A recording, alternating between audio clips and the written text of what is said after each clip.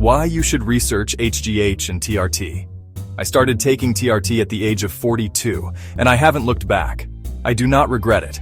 It has kept me lean since I have always been working out since the age of 15. I look younger on average by 10, 15 years.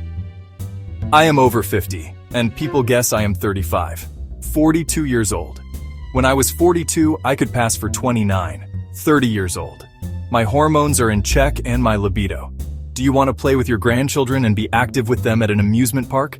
Feeling too old to bend down and pick up a simple dropped fork? Stop the depressive state and seek medical help. Other symptoms of low testosterone are fatigue, poor sleep, depression, mood swings, anger, and no libido.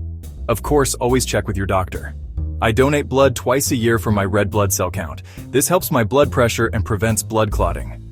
Stop feeling ashamed or that it is cheating. It is not cheating and no shame. It is about living as a man. It is not about what others think of you.